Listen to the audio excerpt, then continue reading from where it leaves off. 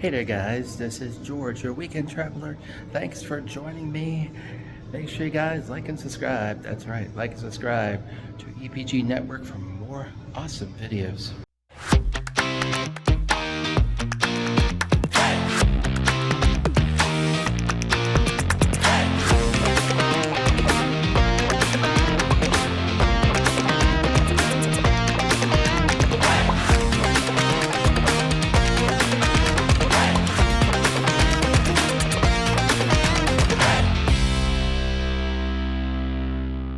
And hey there guys, welcome back again. This is George, your weekend traveler. We're here in Pottsville, Pennsylvania at the historic Yuengling Beer Factory. It's gonna be fun. We're gonna show you around, check out the factory. So let's get rolling. Nestled in Pottsville, which is located in the coal region of Pennsylvania, you will find the Yuengling Beer Factory.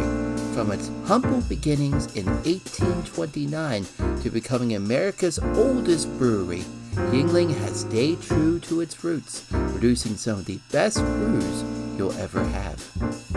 As soon as you walk in, a painting that reads "Welcome to Yuenglings" greets you with this unique beer bottle chandelier hanging overhead.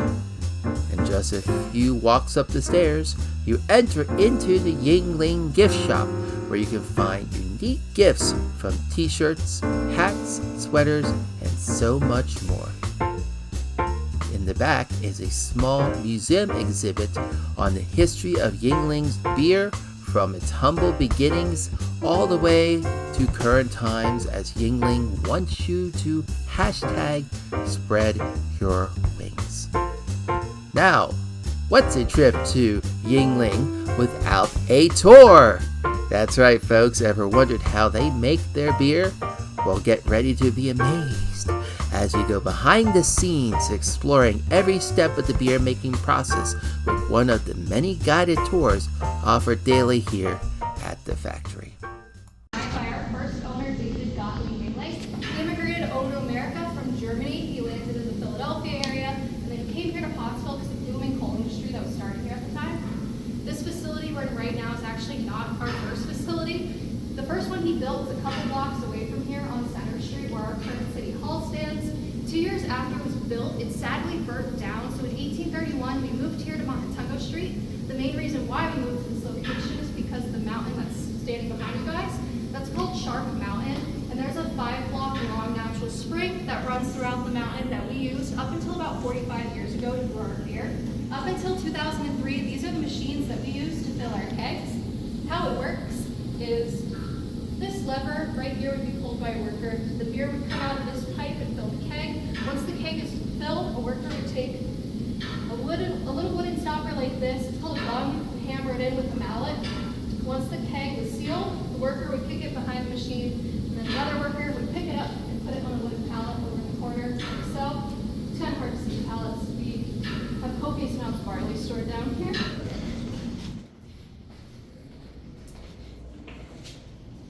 I lied. With these caves here, we moved to this location in 1831. They were not. Once we moved here, DG immediately started construction of this entire cave system along with the facility.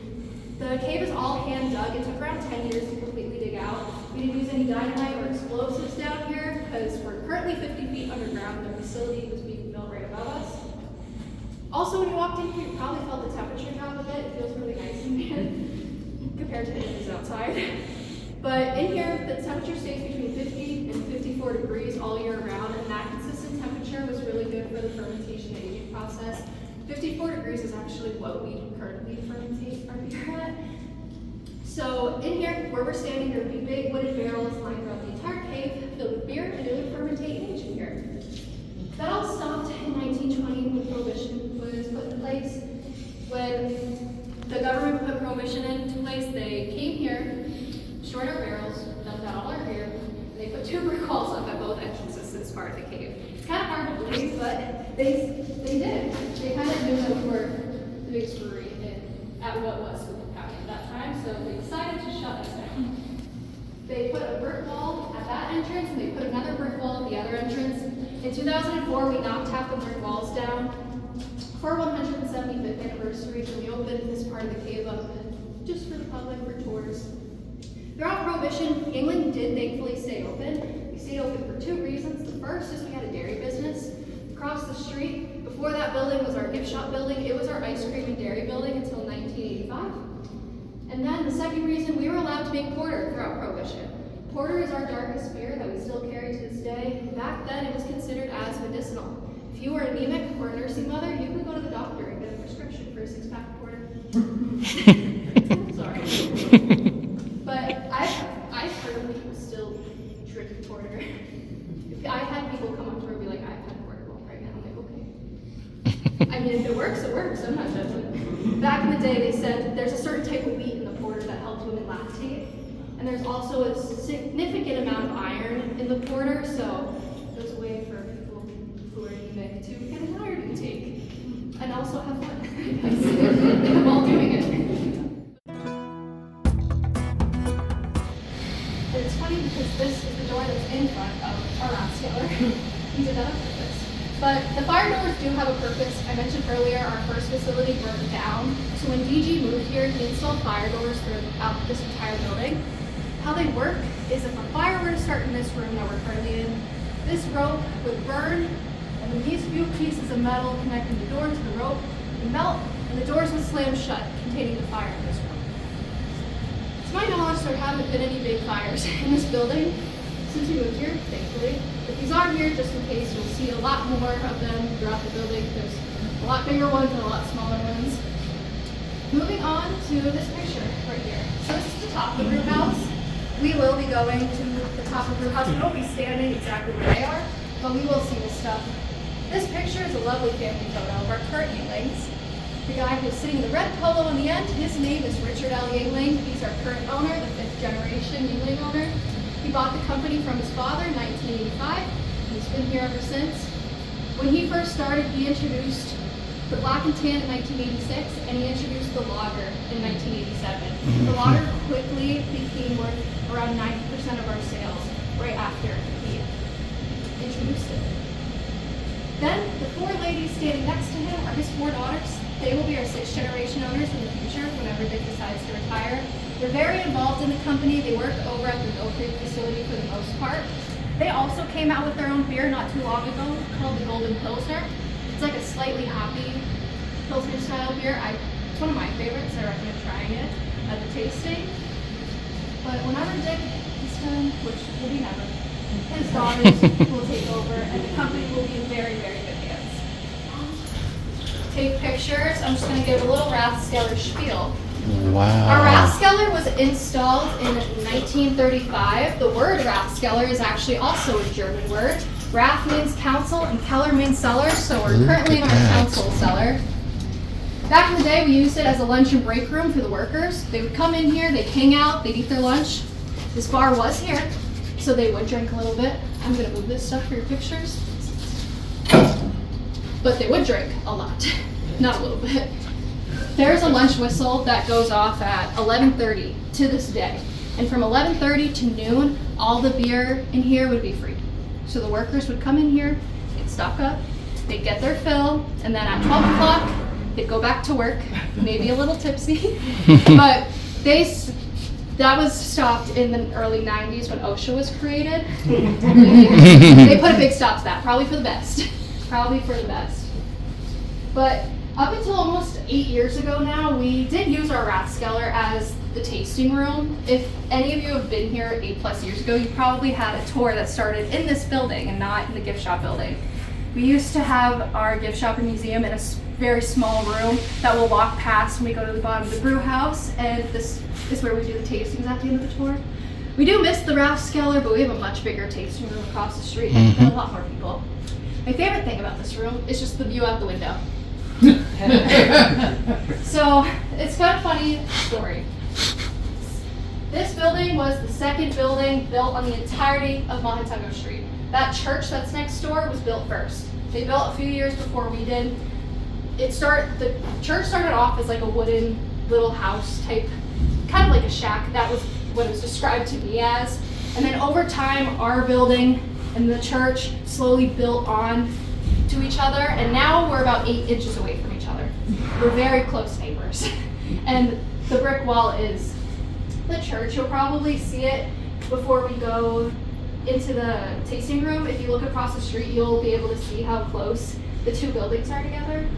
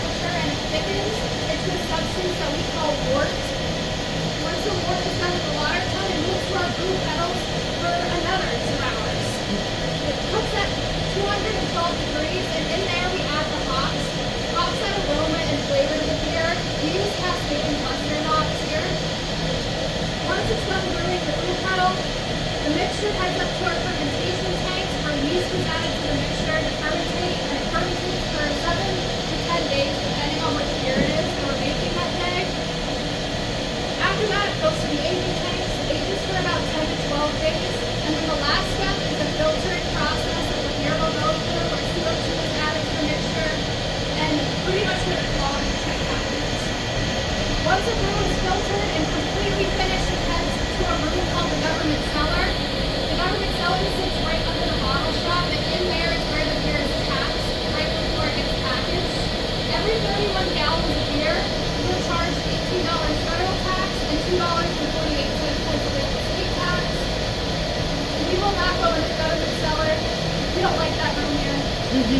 But we will walk past it.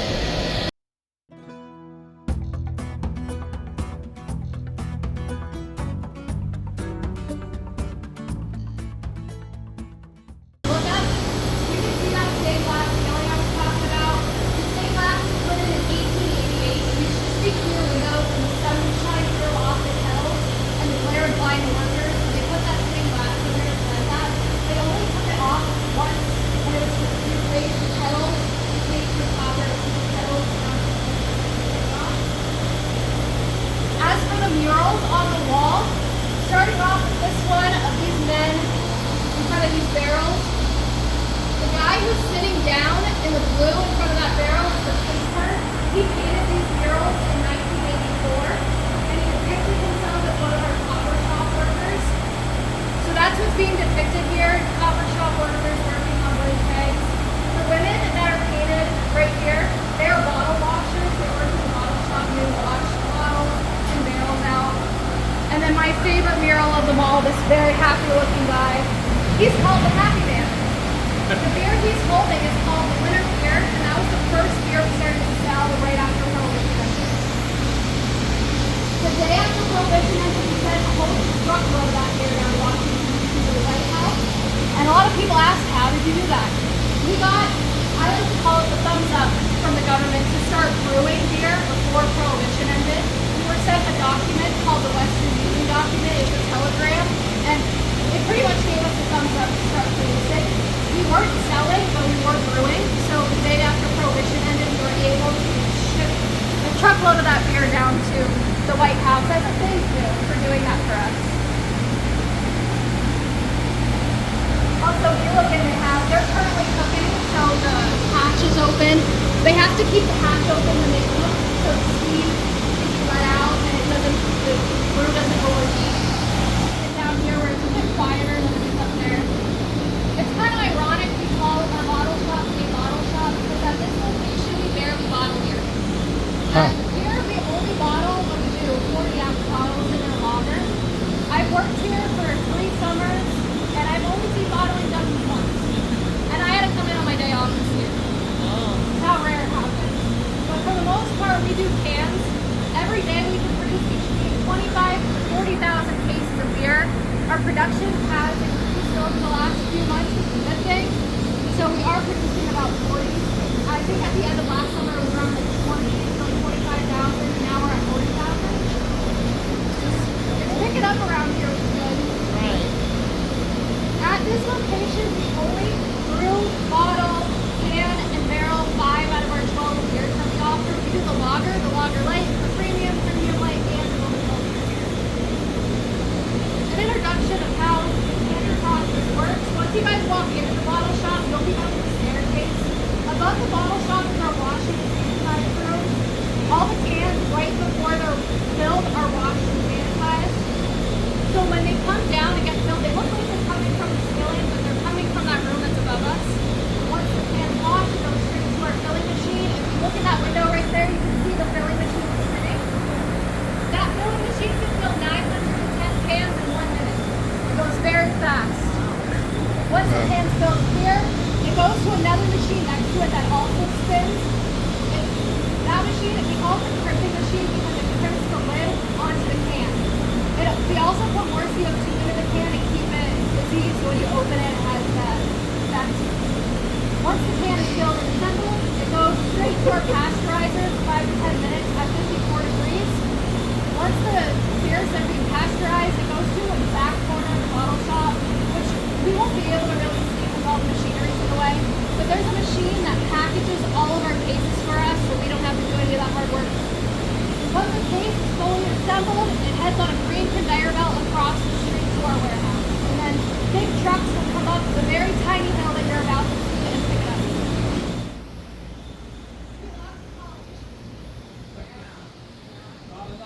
I know. The windows are blocked off with concrete so the sunlight doesn't get in there and disturb the fermentation and aging process. So there's concrete. They're kind of like bricks that cover the windows. But that's the fermentation building. This is the warehouse.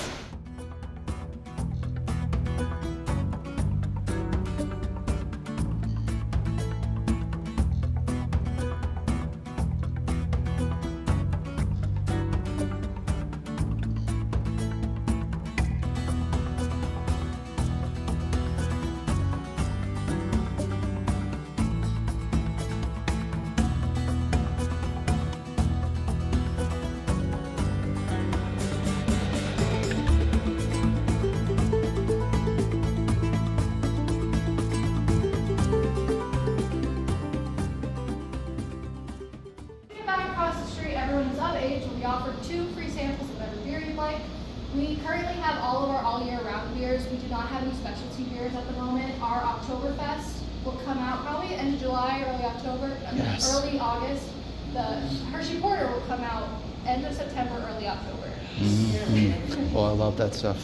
But keep an eye out for those. We do have all of our all year rounds. We have the lager light, the premium light, the golden pilsner.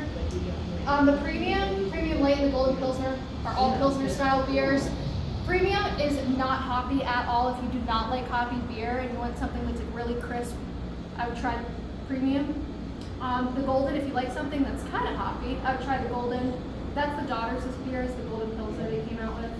We have the Chesterfield Ale, which is our most bitter beer. If you like a bitter ale, I would go for the Chesterfield. We have the Porter, which is our darkest beer. It's not as dark as Guinness, but I think it's smoother. Take that as you will. It's my opinion. It's better than Guinness. We have the Flight, which is our ultra light. It's the lightest beer that we carry. If you do not like beer, but you want to try some kind of beer, I would try the Flight. We have the Bongo Fizz. If you've heard of the Raging Eagle before, it is now called Bongo Fizz. We rebranded it. Huh. The formula changed a little bit. We used to use the golden in the Raging Eagle. Now we use premium and non-gold fizz, and the alcohol content is a little bit lower, but it's still a mango beer. It's still super good. And then for black and tans, we make them on draft at 60% porter, 40% premium. We also have a mixture called a half and half we make. I call it a bitter black and tan. It's half Chesterfield ale, half porter.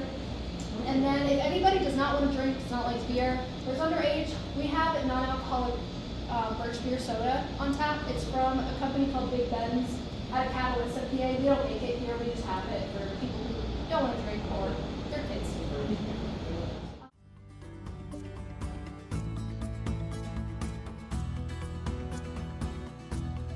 That's Bongo Fizz. How is it?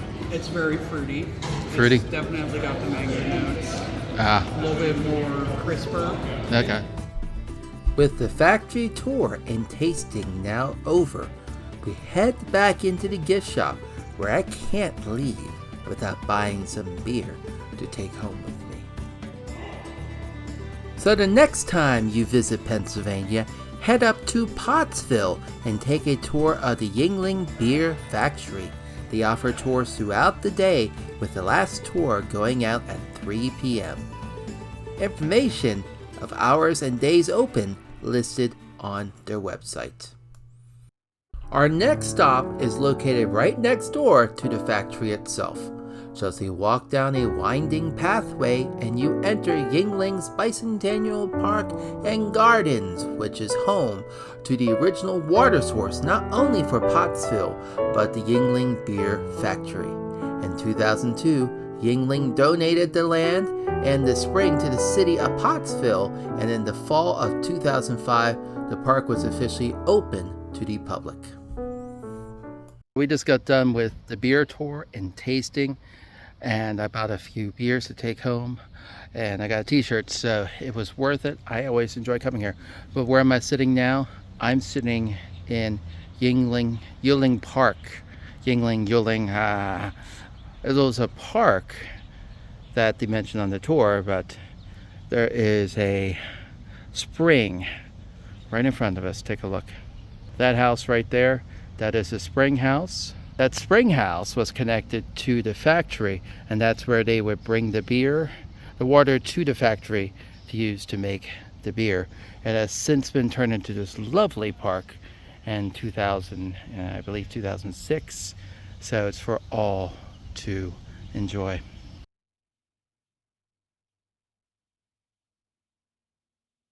Charles Babbage Cemetery, and this is where Yuengling is buried. This is the family plot. Yuengling. There's a David G. Yuengling.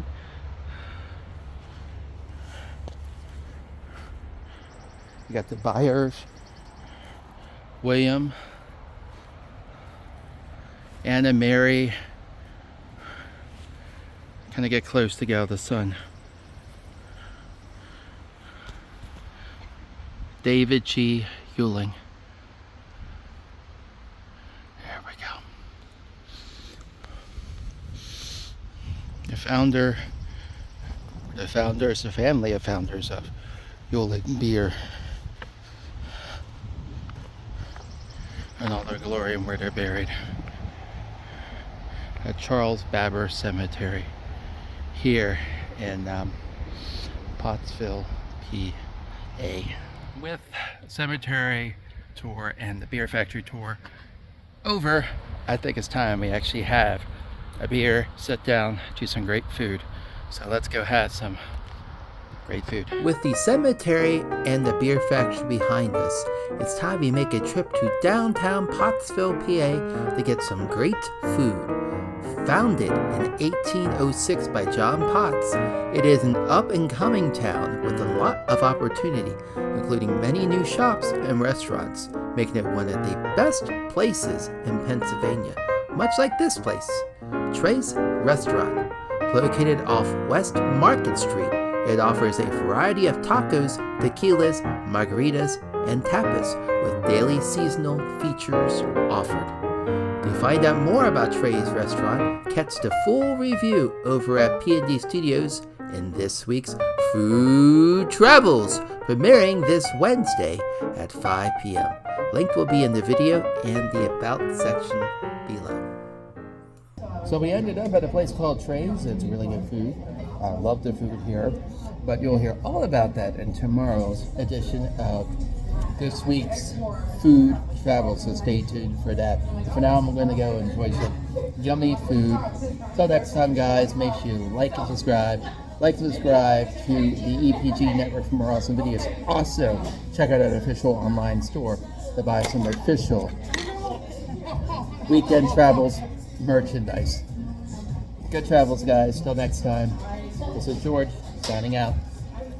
Ta-ta.